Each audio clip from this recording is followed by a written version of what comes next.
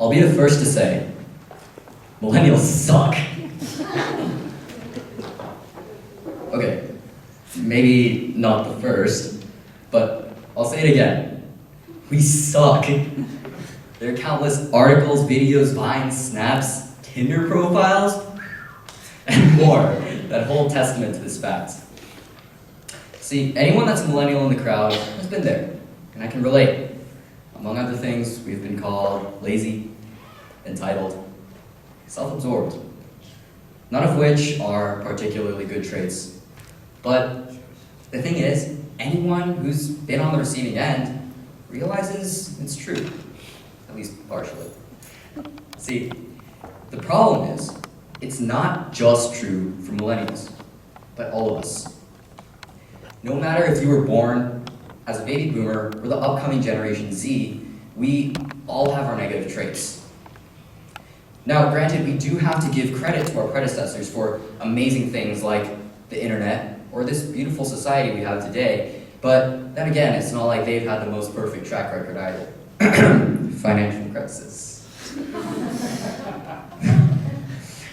What I'm trying to say is, we all have our flaws and our drawbacks, no matter when you were born.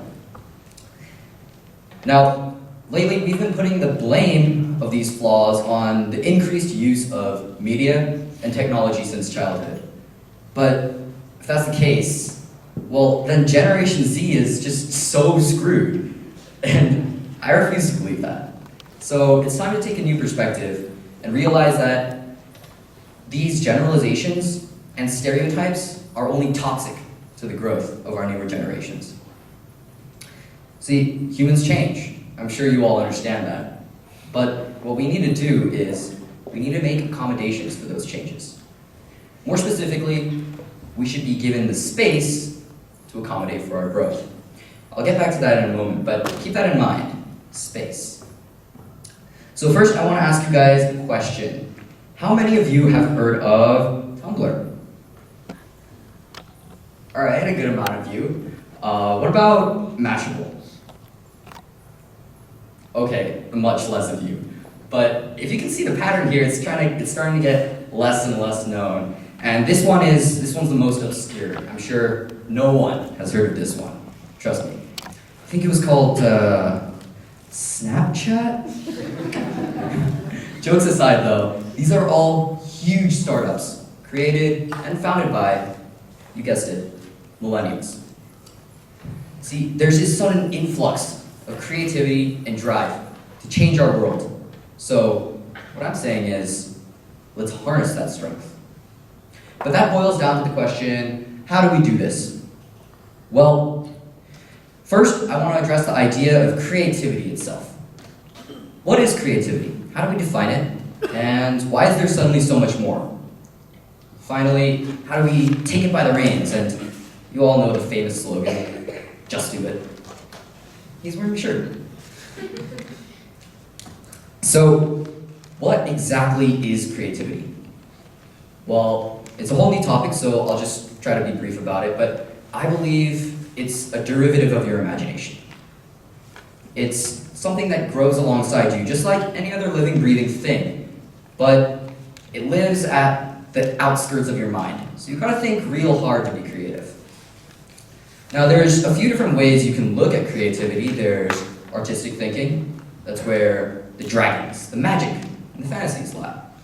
But what I want to focus on is the flip side to the coin, innovative thinking.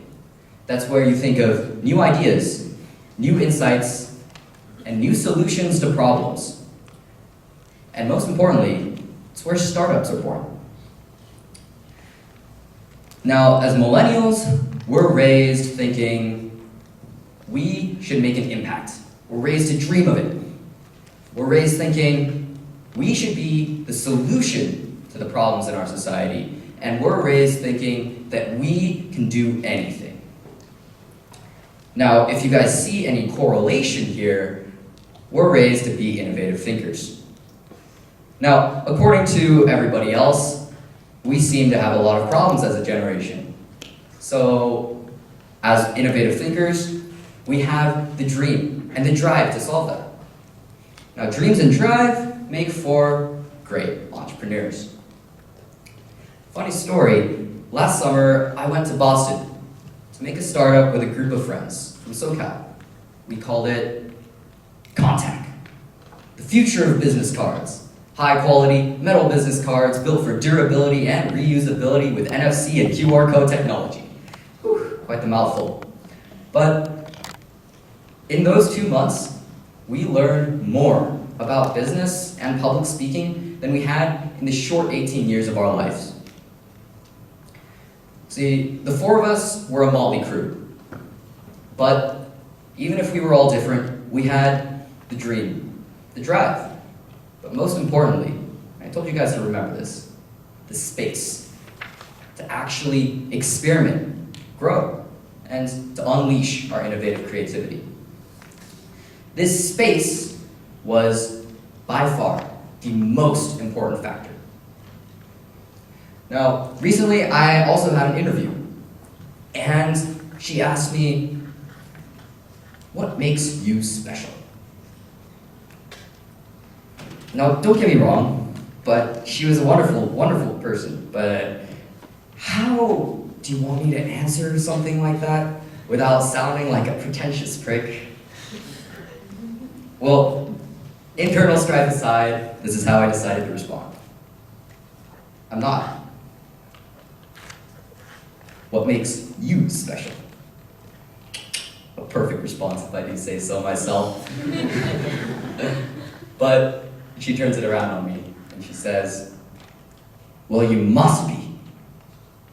I don't know any other high school entrepreneurs, so come on, just tell me.